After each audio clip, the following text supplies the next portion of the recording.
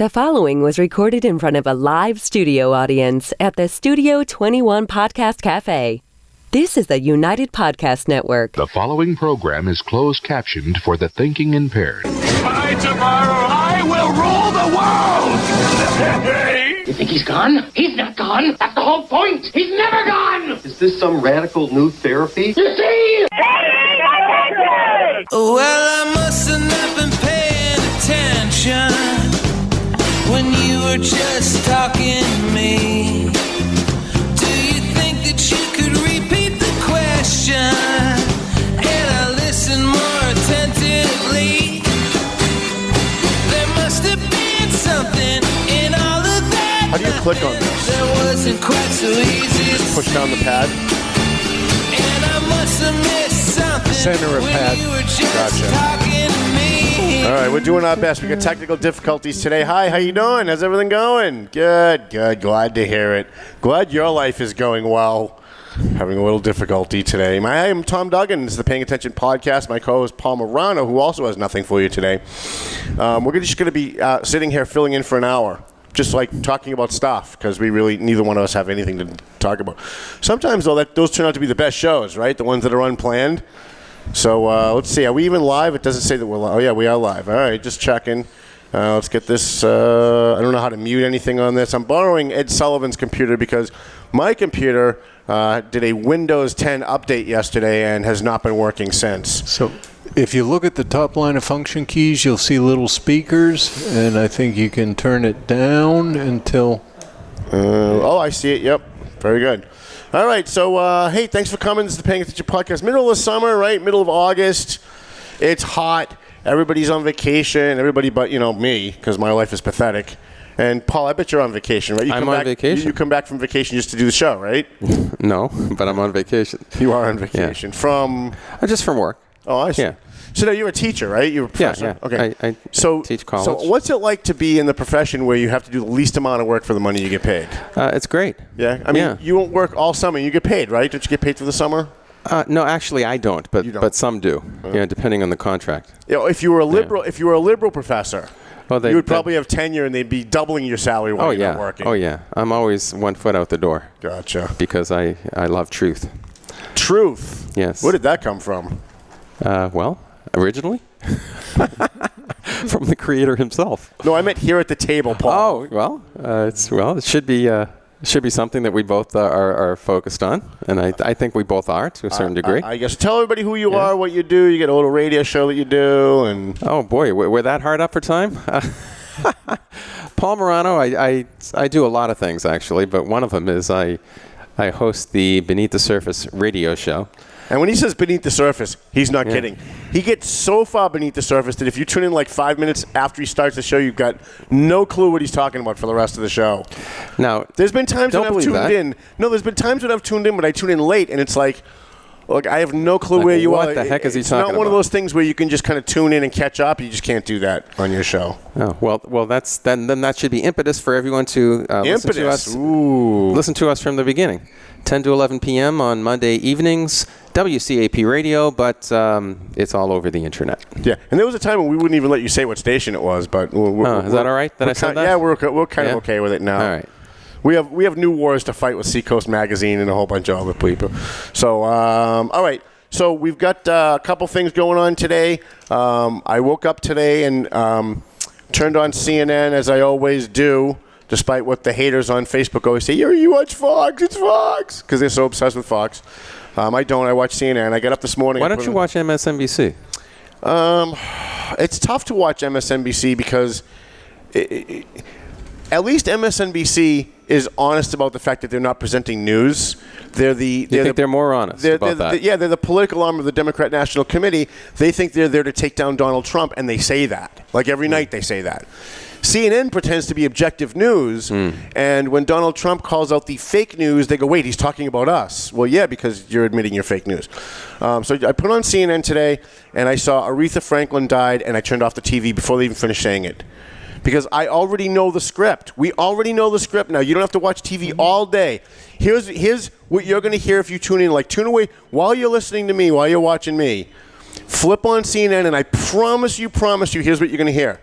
Everybody loved her. She never had a bad word to say about anyone. She brought a smile to everyone's face. She lit up every room she walked into.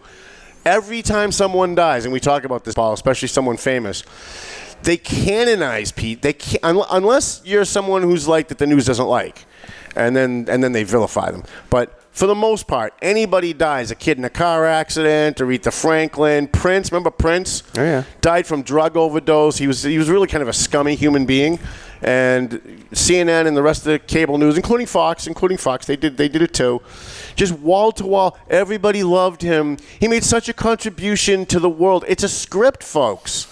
And yet every time someone dies, they follow the same script, and we as consumers don't realize that it's the same exact friggin' script that they used for the last person that died. It's kind of a magnification, though, of what happens at every funeral, isn't it?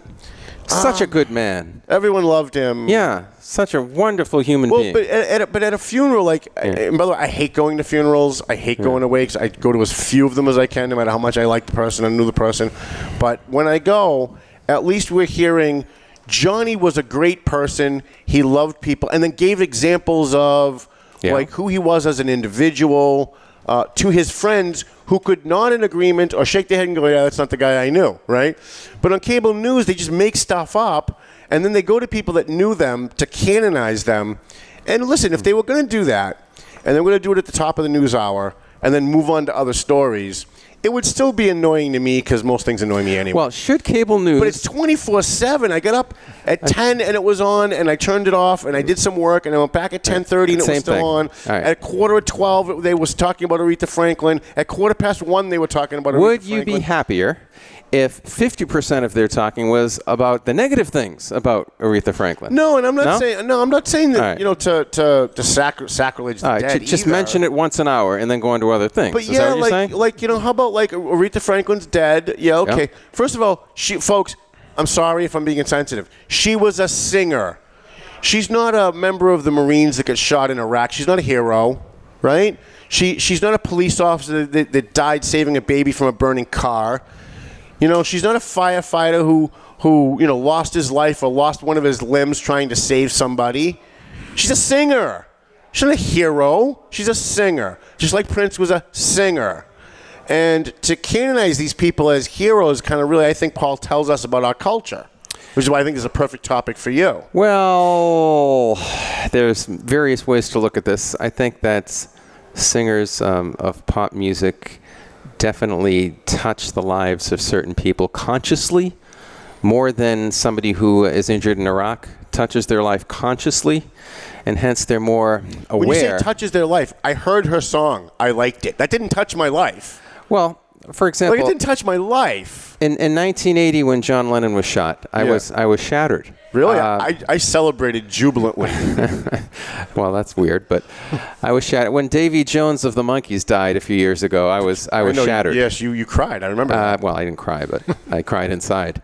There are certain pop musicians that touch your heart. Maybe growing up, maybe you were a kid or something. That's when you hear that they're no longer with us, it does something to you. Now, what makes me sad? What makes me sad is when I put on the police scanner in the morning and I hear car 422 go to Essex and Broadway for a man down. We've Narcaned him 3 times. We can't bring him back. That makes me sad. Yeah. Right? Yeah. When I turn on the scanner and I hear shots fired, Hampshire Street, 7 shots to the back, the guy's not making it. That makes me sad. But when I hear Davy Jones died, it doesn't make me sad. That's self-serving for me to be sad because it reminds me how old I am now that he's dead. Right? That doesn't make me sad. That just makes me feel old. It's not a conscious thing. Am I wrong about this, Ed? It's an unconscious thing. It's an involuntary thing.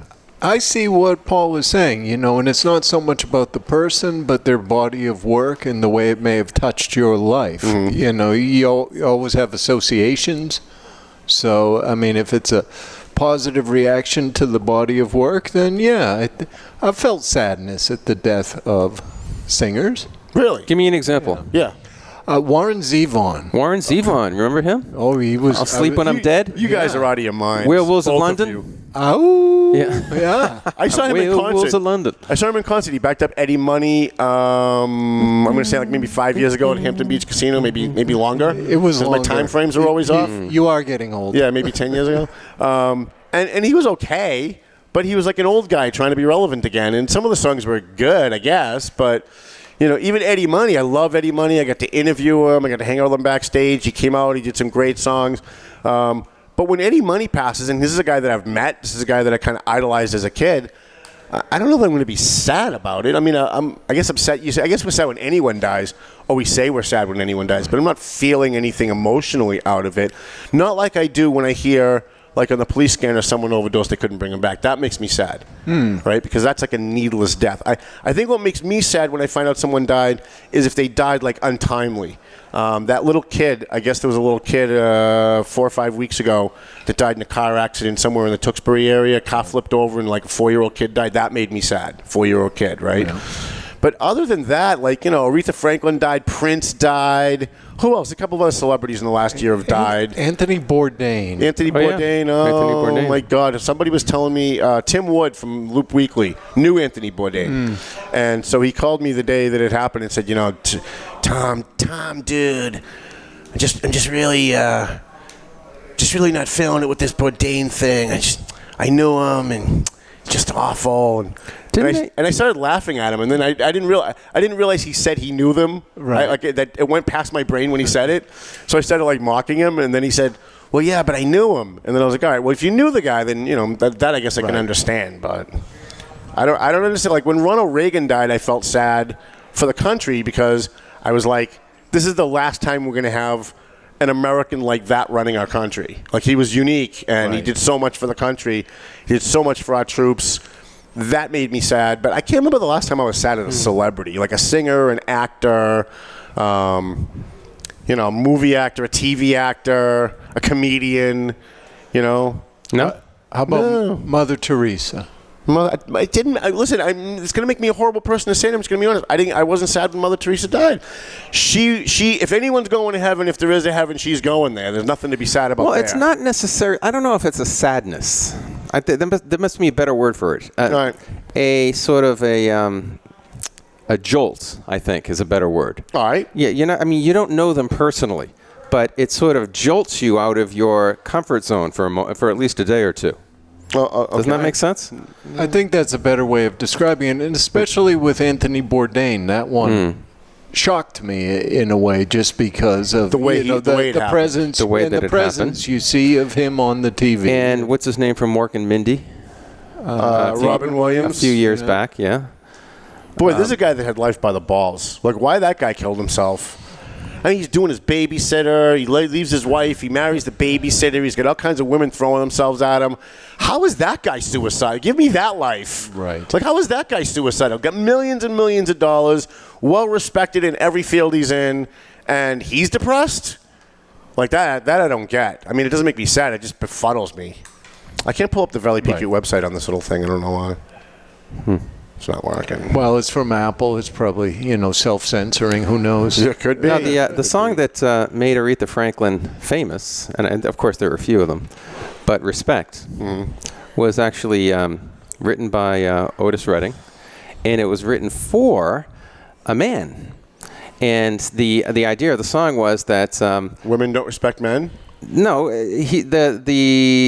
he was supposed to be singing about is you can do your own thing at home, but just I work hard when I come home. I just want a little respect from you. That's all I'm asking. And of course, then she sang it 2 years later, and turned it into a sort of a feminist anthem.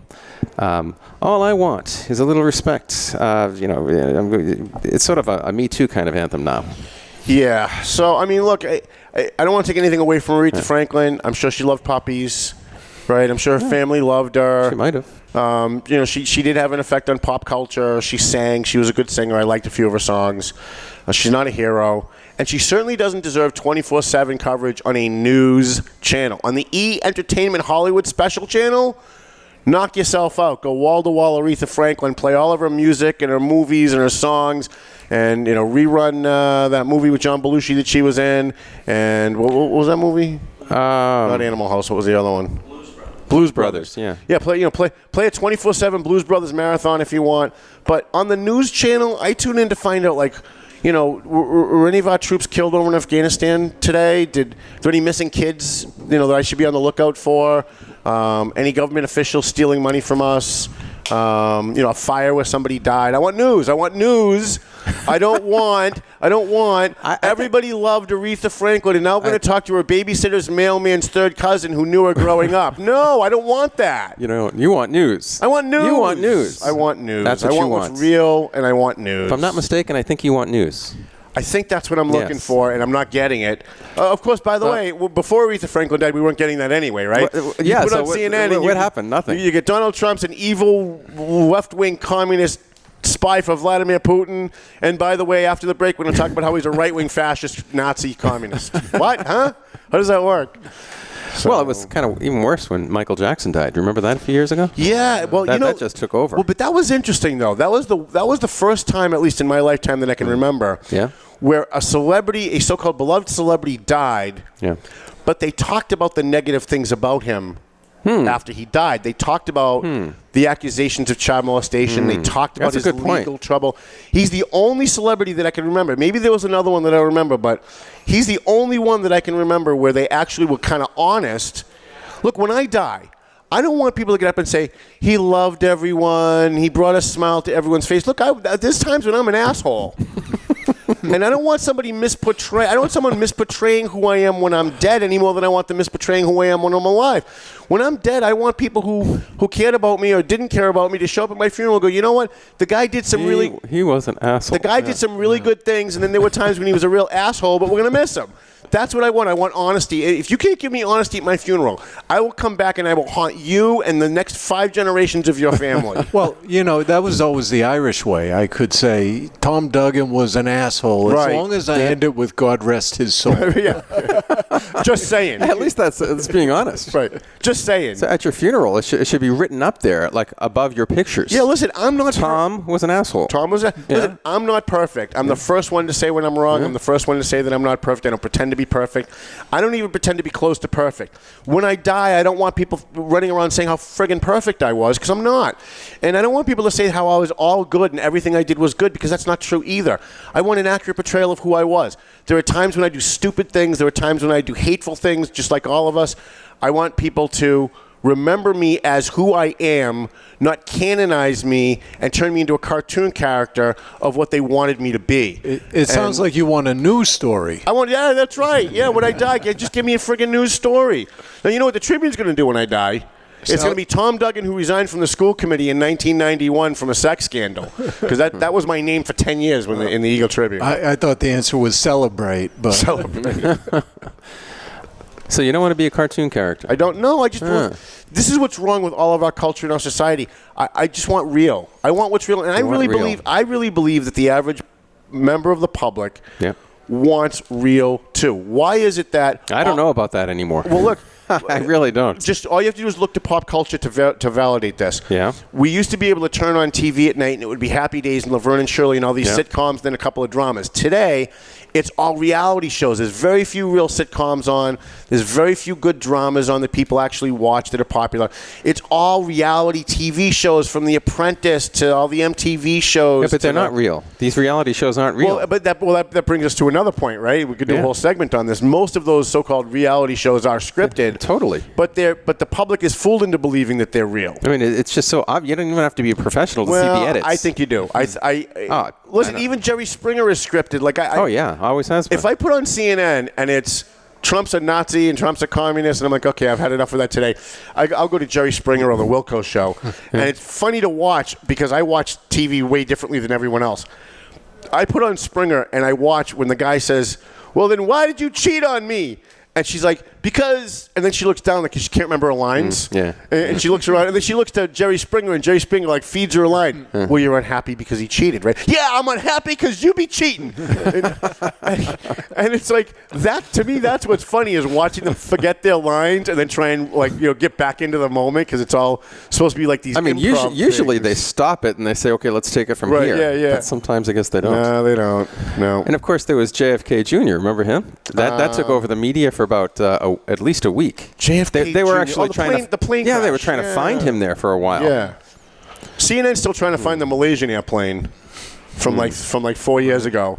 They're still doing They're still doing all these virtual reality things. I'm in a virtual reality plane. Remember Wolf Blitzer? I'm in a virtual reality plane. It might have looked like this. Might not have, but it might have. Unbelievable. They have to fill time, Tom. This is 24/7 that they have. When we were growing up, it was 1 hour a night. But there's so many things you could fill time with. Look, even for a lazy journalist, right?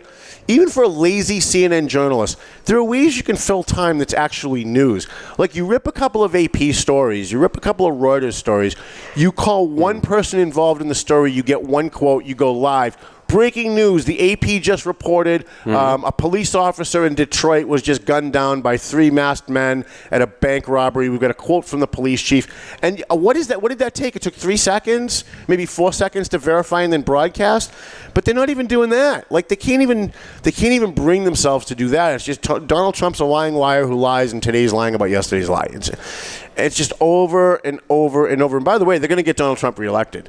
I really thought like in the first year of Trump's presidency that, yeah, I like a lot of the things that he's doing, but there's no way this guy gets more than 1 term. Now, you might see a revolution to give this guy 4 terms the way CNN and MSNBC and the rest of them act, because they go so over the top. Just today, Paul, all of the newspapers colluded, and I'm going to use Donald Trump's word because he's right. All of the newspapers, not all of them, but many of the major newspapers in the country colluded to write simultaneous editorials about how Donald Trump sucks and he's a danger to our democracy because he attacks the press. Do they forget that Harry Truman attacked the press and John F. Kennedy attacked the press? Obama attacked Fox News all the time. Not only Fox News. And Rush Limbaugh. And AP. He went after AP. He had the Justice Department snooping their phone calls and snooping their emails. That's true. And following them. And Bill Clinton hated Rush Limbaugh. Absolutely hated Fox News and Rush Limbaugh. But somehow Donald Trump does it. It's never been done before. Unprecedented. I watch, who's the gay guy at night with the white hair? I can never remember. Anderson Cooper. I watch Anderson Cooper. Unprecedented. We could do a drinking game. Every time a CNN so-called journalist says the word unprecedented drink, you're bombed in the first 5 minutes. But when you look to see if it's actually unprecedented, and even if it is, that doesn't necessarily mean it's bad because it's unprecedented. Well, yeah. So, like, I Google, they say, oh, this is unprecedented. And I Google them, I see, like, Truman hated the press. He called them scoundrels. Ulysses S. Grant went to war with the press, like, the entire time he was president. That goes back, like, 150 years. But Trump does it unprecedented. He's the president. And this is the best part. He's the president of the United States. Yeah, okay. That's Lemon, right? Yeah, Don Lemon. So he mentioned Don Lemon in a tweet last week. It was absolutely hysterical. And, of course, Don Lemon, who cries on almost every show because he's just so sensitive. He's just so sensitive. He has to cry on every show. One of them cried today about Aretha Franklin. I'm not. It was one of those two. Yeah. Listen, if you knew Aretha Franklin and you cried because she's dead, that's okay, right? No, honestly, like if you knew Aretha Franklin and you find out she died and you're on the air and you choke up, that's human. Otherwise, it's called acting, right? That's what it is. It's fake and it's phony. If like I can't think of anybody that I like listening to for music more than Shakira, right? I'd marry her in 2 seconds, even though she's really kind of a communist. But I'd still marry her, right? If Shakira tragically died, God forbid, in a car accident tomorrow, and we came in to do a show about it, I wouldn't be choked up, right? I think. Oh, you've never met her. Well, yeah. Wait. Well, I have met her, but like I didn't know her. Like I met her to like say hi to her backstage for like 3 seconds because I had a police friend at the Worcester Center, it's called something else now. Went back and said hi to her. DCU Center. But I didn't know her. I didn't know who she was. When my friend Kevin Callahan, who was a Lawrence police officer, died, accidentally shot himself, or at least so the story goes. We did a show the following week. And I choked up talking about him because I grew up with the kid. We were in a band together. We went to St. Pat's together. We hung out in high school. When he was a police officer, he used to come by my house all the time and say hi. So when he died, yeah, you were somebody you know dies. You start talking about it in public, you choke up. But I don't remember ever choking up when, like, I don't know, somebody that died. When Prince died, I don't remember ever choking. I can't see anybody choking up. I don't understand crying about it and feeling sad. Like I said, it's like a shock to the system. Yeah. It's like a wow. Yeah. I can't believe he's gone. Yeah. That's all. So, all right. You want to take a quick break, Ed? We're actually pretending we're doing a show today, but we're really not. We're going to talk about Methuen a little bit when we come back. I know I got a lot of people texting me when we were late. Sorry about the technical difficulties. My computer's still not loading up. It's trying, but it's not doing it. Back on Paying Attention, where everybody gets it.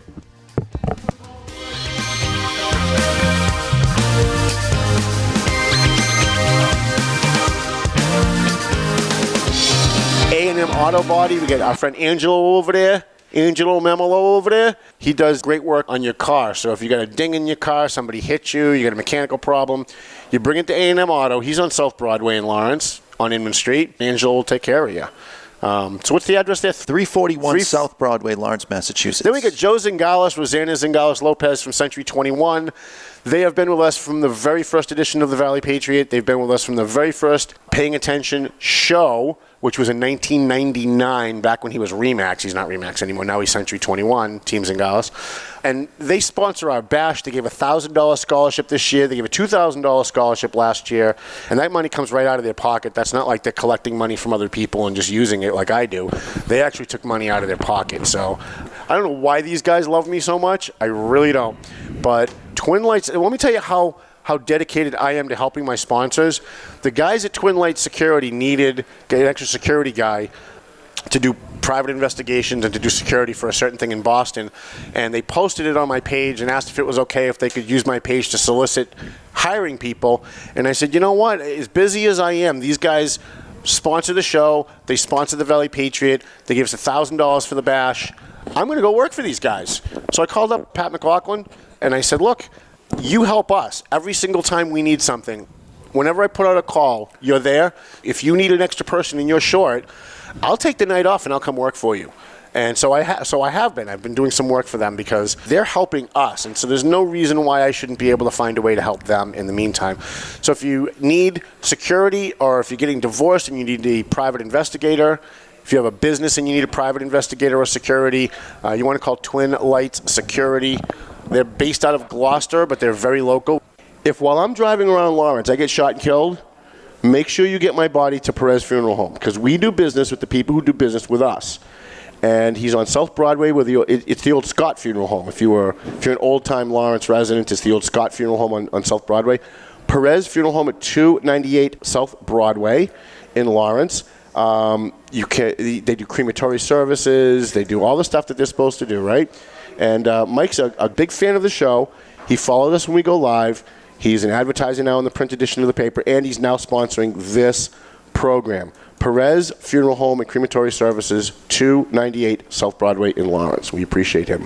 Franklin Veloz from Veloz Auto Group. He specializes in people that have maybe bad credit, no credit. Maybe you haven't had a job for a long period of time, so you don't think that maybe you qualify for a car loan. Usually, they want you to have a job for a year or more. He specializes in getting people who have bad credit or no credit or maybe spotty credit, getting them into a used car. He used to work for Charlie Dare's Commonwealth Motors for a long, long time, so he knows his stuff. I think he was the credit manager over there or something. So he knows what he's doing, and he follows us live, too. I really appreciate that he does. Every time I see him pop on, I'm very excited about it. And I was there yesterday to deliver his newspaper, and he said he's already had customers come in from us talking about him on this show. So we appreciate Veloz Auto Group. Go see Franklin. He's at 17 Mass Ave. It's right at the very beginning of Mass Ave on the Lawrence-North Andover line.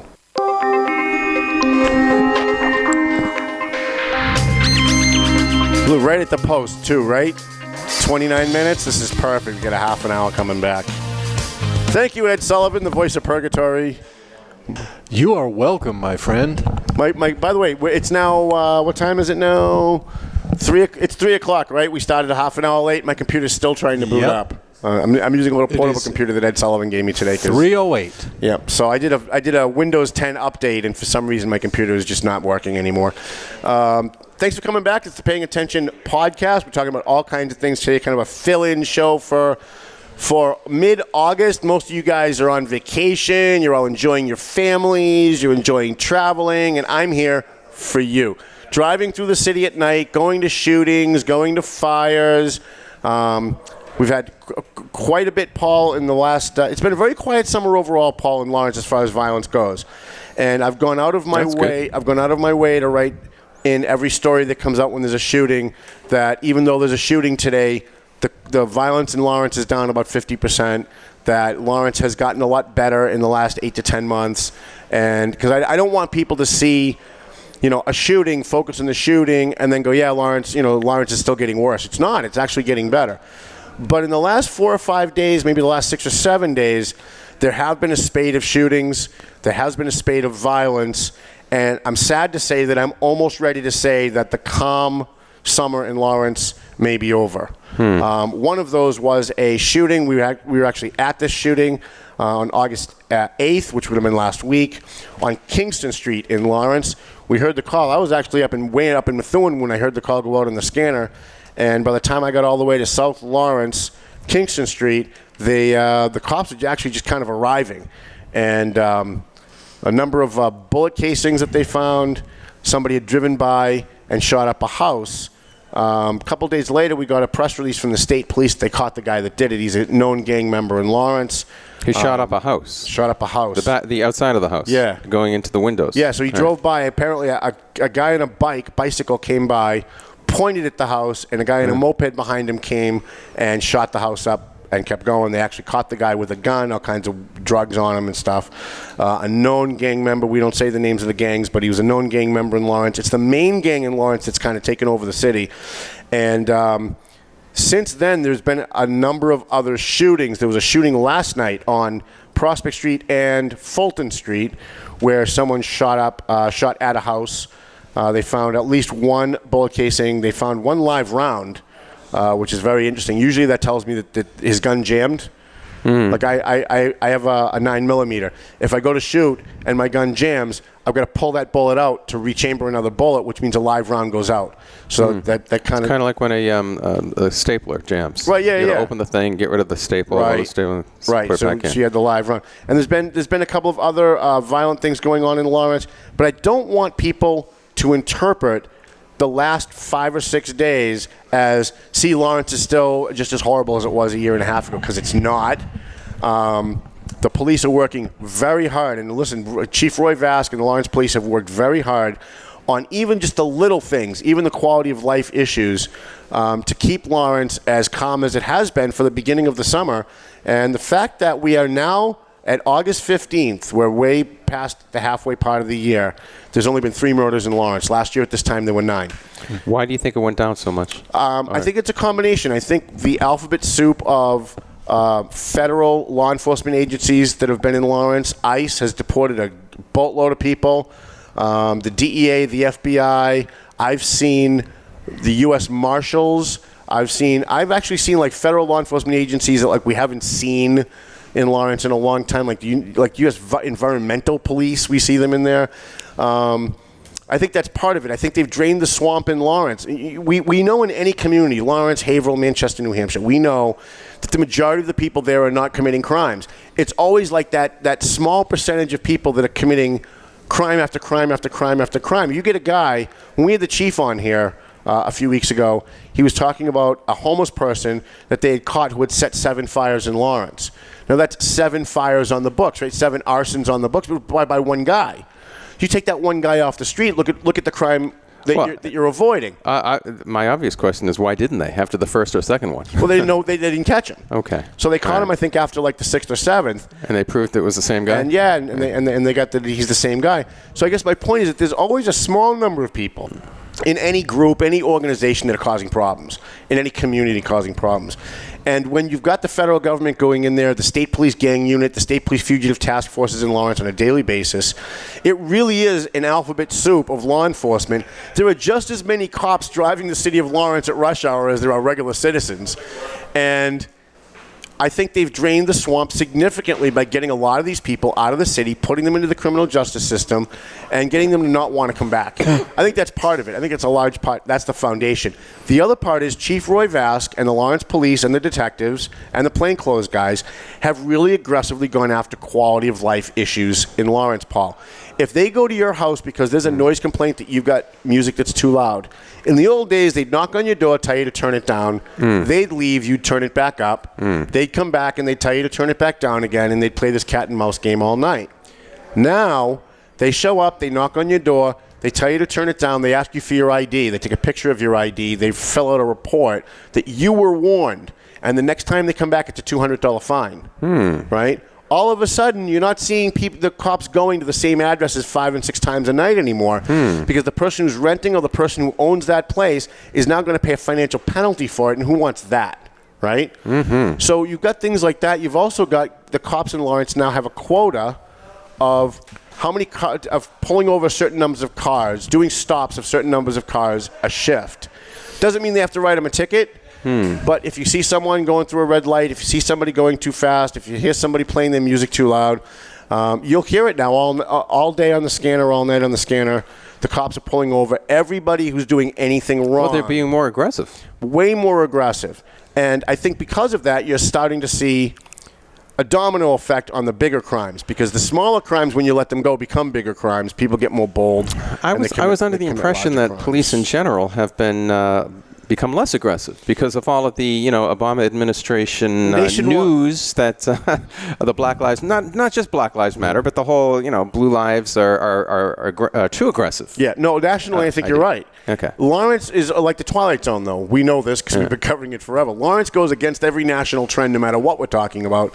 And for the last year, the crime rate in Lawrence, not only has the crime rate gone down, but Lawrence was once the car theft capital of the world. At one point in the late 80s, early 90s, Lawrence was the car theft capital of the world and simultaneously the arson capital of the world. Of the world, not the country, not New England. And this year, there have been fewer cars stolen than any other year in recorded history. The car thefts in Lawrence have dropped so dramatically. And I don't have the exact number in front of me, but I know I looked at it a couple days ago.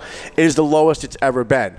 And that's because we now have a car theft task force again. So our new chief has reconstituted a lot of these specialty law enforcement units. We've got a gang unit now. We've got a drug unit now. He's bringing on a canine unit after he came on the show and we talked about the canines. And he's constituted the car theft unit. And I think all of that combined, I don't think it's any one of those things, but all of that combined is making Lawrence a much safer place. Now, don't misunderstand me to say Lawrence is safe, because it's not. It's not a safe place. But it's much, much safer than it was a year ago. It's far safer than it was 2 or 3 years ago, and it's light years from where it was when Willie Lantigua was mayor. It's going in the right direction, apparently. I think it is. All right, so what else do we have? In Methuen, all kinds of controversy, Paul. In Methuen, wow, I love watching those city council meetings, man. It's like when people ask me, in October, hey, what'd you do this summer? Anything fun? My answer is going to be, yeah, I spent every night watching city council meetings, the Methuen City Council, man. That was a blast. You are a news nerd. I am a news nerd. Some of the things that I find fun, other people probably find boring.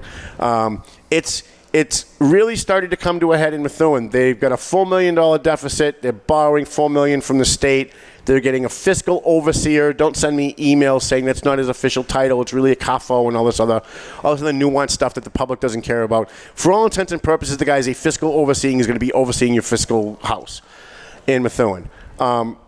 What's interesting, though, is that, and we've talked about this a little bit, but I want to expound, is that the police department has been blamed for the fiscal oversight.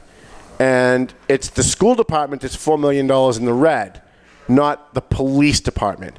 Yet the Daily Paper printed the salaries of all the police officers, but not all of the school administrators, even though the schools are $4 million in the red, not the police. Why is that?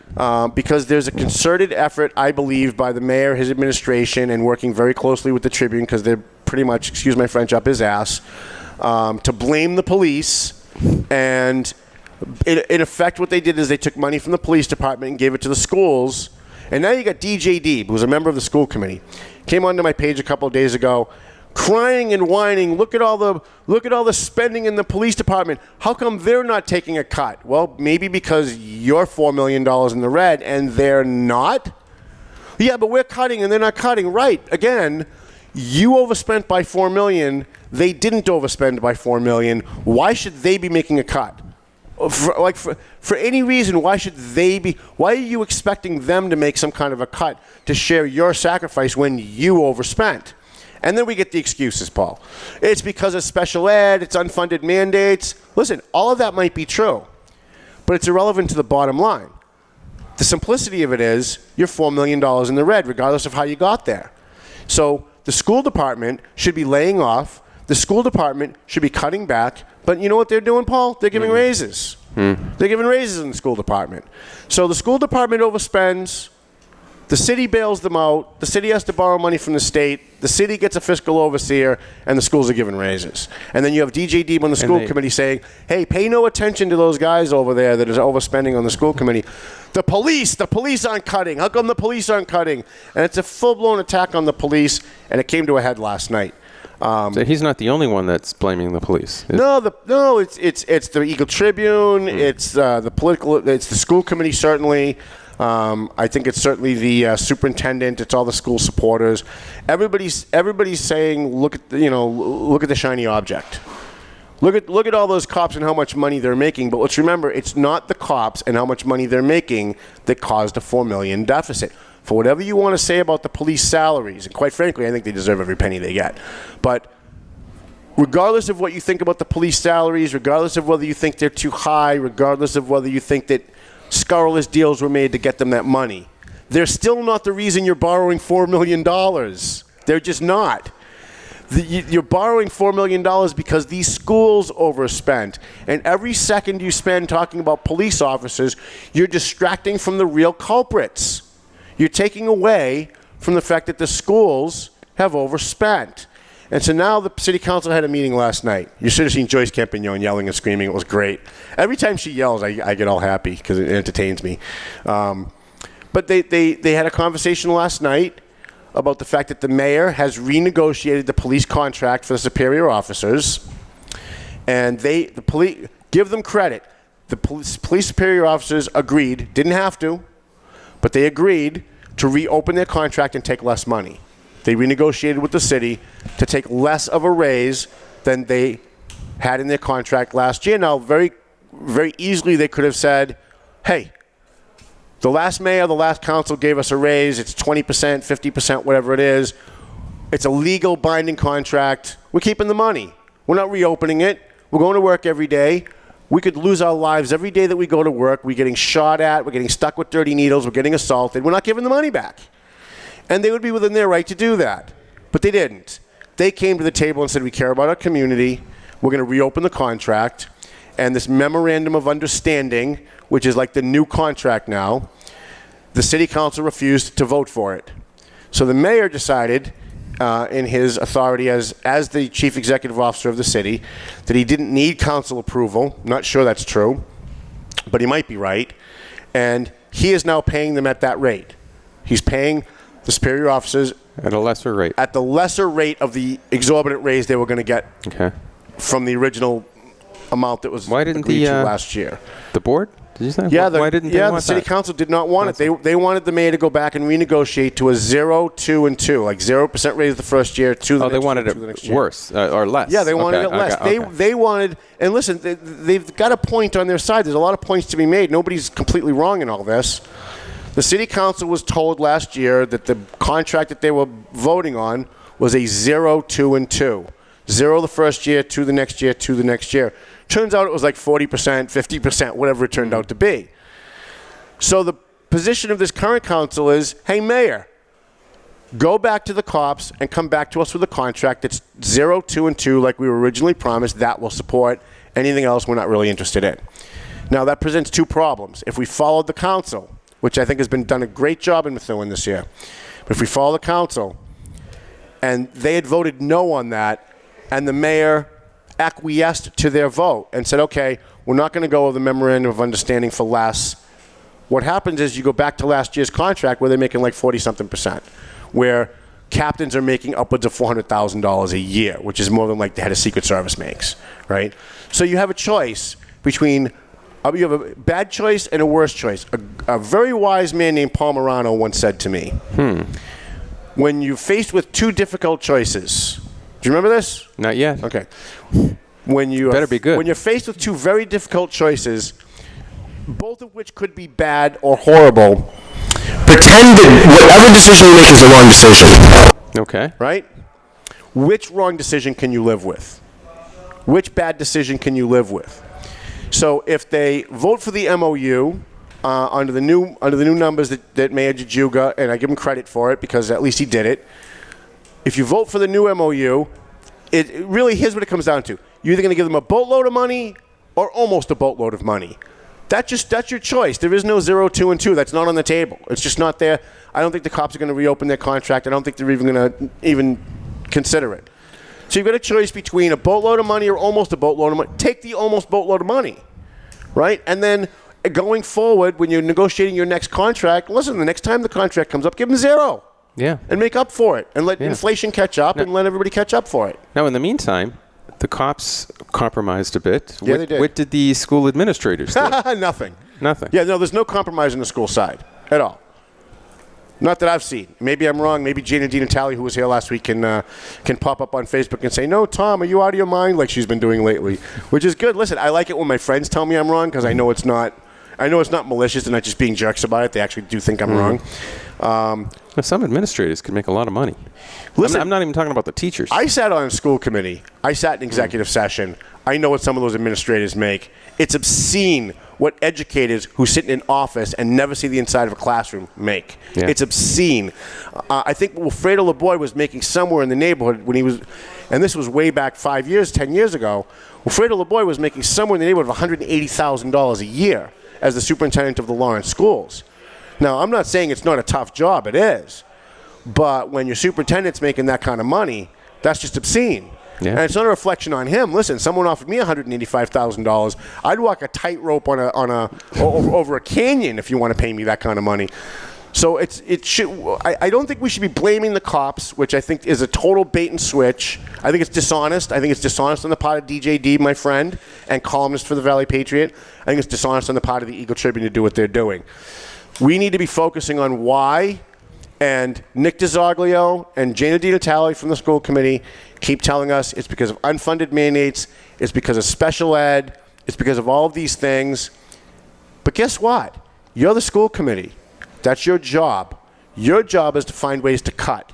Yeah. And what they could have just shuffle it around a little bit. What they could have done is they could have at the beginning of the school year said, all these deans that we have, we have a principal in every school. We have vice principals, multiple vice principals in every school, and we have deans in every school for each grade level, right? How about we get rid of some of the deans? I bet they could cut. Stop paying for a good amount of that. How about professional development, Paul? You ever do this professional development scam? It's all nonsense. Professional development is when I sat on the school committee in Lawrence, one of the biggest scams I was educated to was this thing called professional development. Figure this out, kids. You take a job as a teacher in any school system, let's say Reading. You take Salem, New Hampshire school system, you take a job as a teacher. The school department will pay you to go back to college, right? Because you're furthering your education, you're going to better yourself as a teacher. So now you get a higher degree. You get a higher level of degree. And because you got a higher level of degree that, by the way, we paid for, you're now more experienced, so you're in a higher category with the teachers union contract, and we're going to pay you more of a salary every year.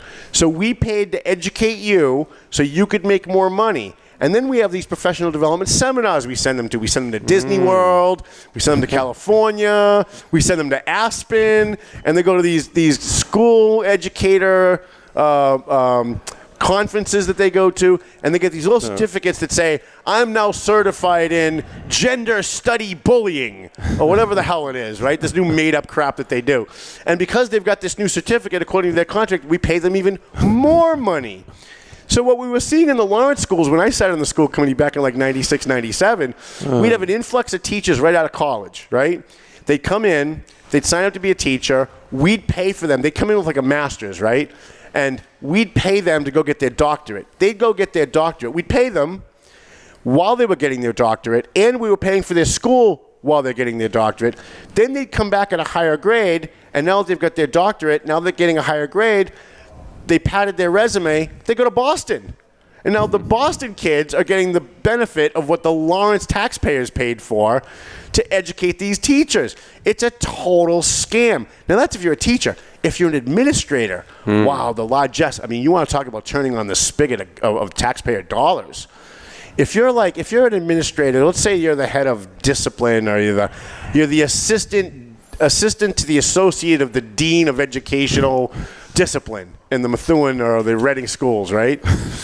you can go. Every class you take increases your pay. Yes. Every class you take increases the step that you're in your contract, and you're not even in a classroom teaching anybody. You're not actually doing anything to educate children. You're shuffling paper. Right, you're writing grants, you're calling people on the phone, you're looking at statistics, and you're doing all these abstract things that do absolutely nothing to teach kids in a classroom. I know the entire thing is a scam, and so do you. The problem is we have government-run schools. Yes, that's the number one problem. I agree with you there. I mean, it started off with the little red schoolhouse, and a few children from the neighborhood used to go there, where this nice little lady used to teach them, the alphabet. Right.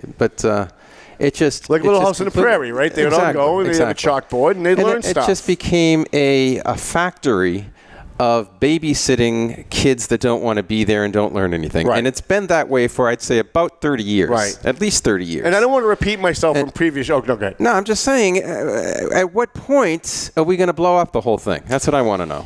Yeah, well, the thing is we can't blow the whole thing up because the teachers' unions control the schools now. They control the curriculum now, which is weird because police officers don't write laws, right? I'm not sure why teachers are writing curriculum, but okay. But they can't blow it up because these are the re-education camps of this generation. Well, of course it is. But when a parent's going to be wise enough to take their kids out of these propaganda camps? Well, but how can they? Most parents are working 2 jobs. They don't have time to homeschool their kids. And most of them don't have the money to put them in a private school. I wish, one of the reasons why the Democrats and teachers unions hate charter schools is because they work. And it's taking money away from the public schools. And so their school of thought is, well, if we have these charter schools, kids that can learn but aren't learning because they're in these chaotic environments of public schools go off to charter schools, then we're stuck with the worst of the worst. Right.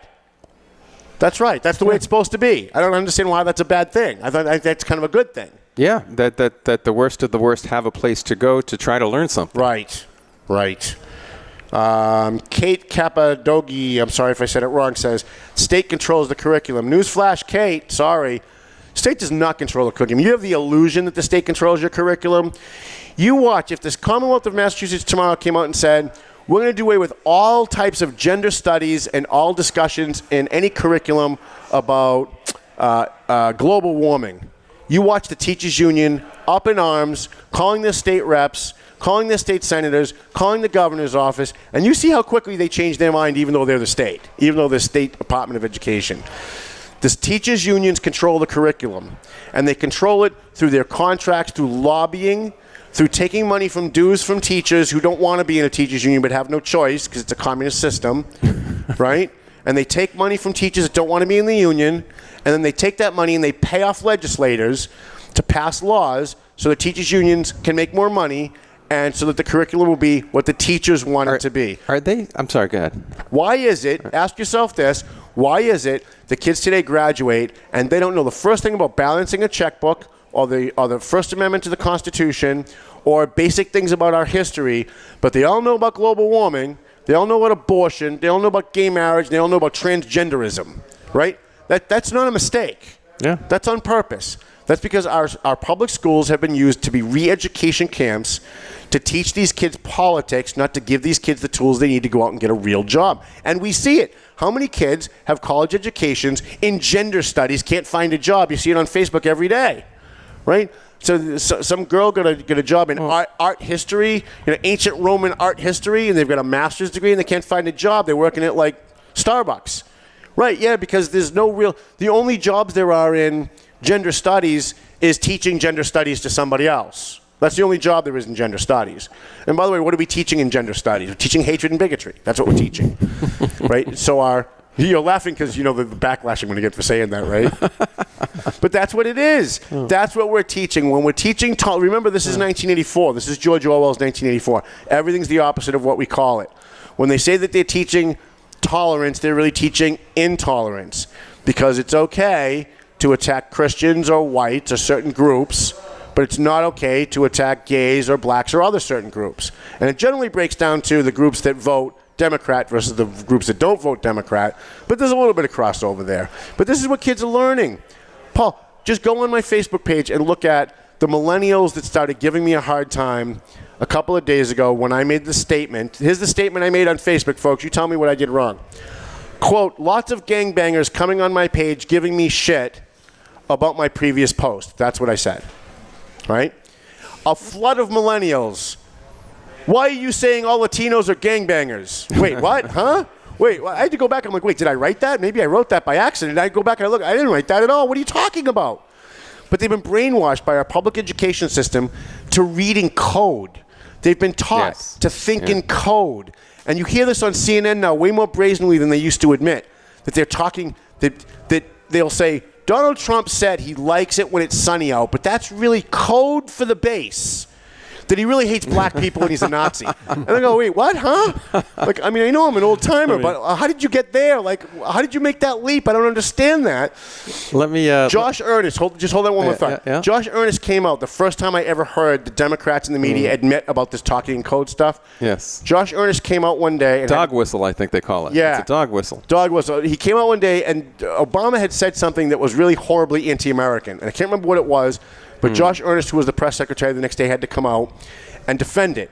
And he said, what the president was really doing was sending a code to the base. And it was the first time you heard a government official or the media actually admit that they're lying. Because code to the base means he didn't really mean what he said.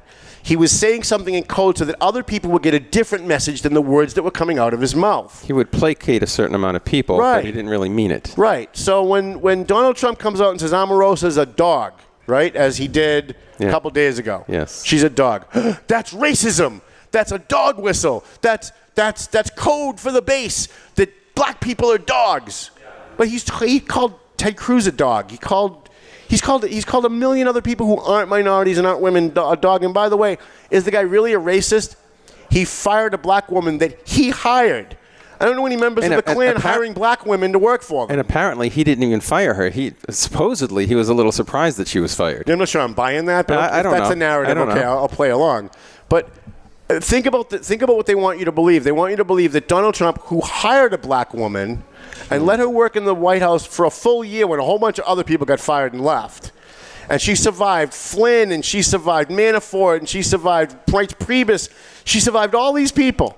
And then finally the White House fires her, and he's a racist. Wait, what? Because when I watch Klan rallies on the History Channel, I don't see them employing black people to serve them food or to do anything. Like, I don't see neo-Nazis hiring black people to do anything, and the excuse on the other side is, we're trying to make it look good.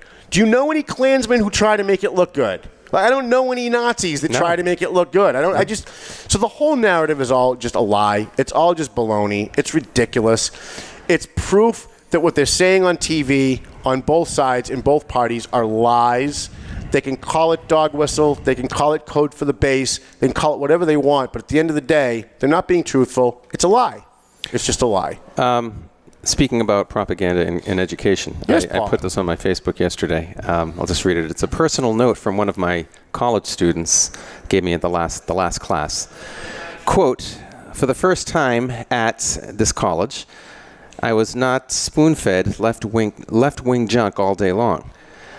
I have even heard it in math class and all the other classes, but this one.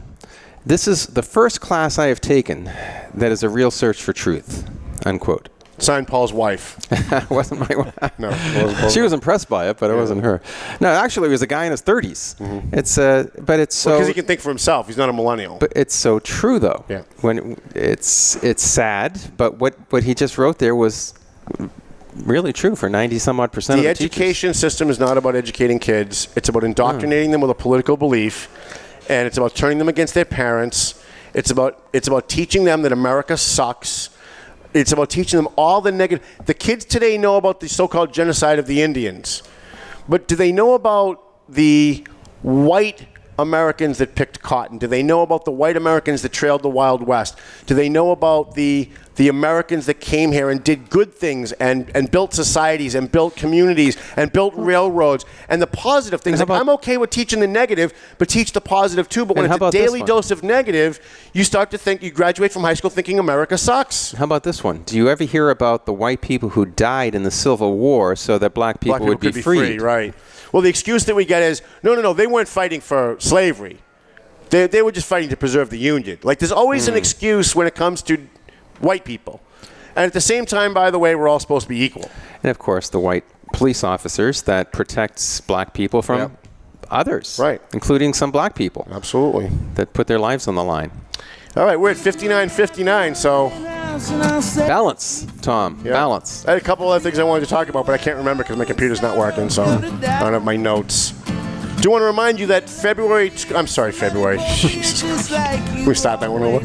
August? In August 24th, next Friday, Christine Hurley, great comedian. She's going to be at Salvatore's Restaurant on Merrimack Street in Lawrence. I'm going to be there. We have a table. Come join us. I'm looking to fill some people. Paul, if you'd like to come, if you and the wife would like to come, I have a couple of open seats at my table. We'd love to have you. Thank you, everybody. The Valley Patriots on the streets. You can get Heroes in Our Midst, our book, the Valley Patriots book, my book, Heroes in Our Midst, on Amazon and BarnesandNoble.com. Thank you, Ed Sullivan, our voice of Purgatory. You and are Paul, welcome. Our Really big shoe. And our audience of one cartoon guy. We appreciate you being here. Telling you to go.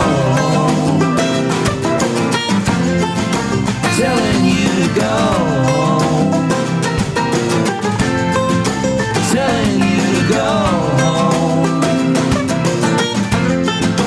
Telling you to go.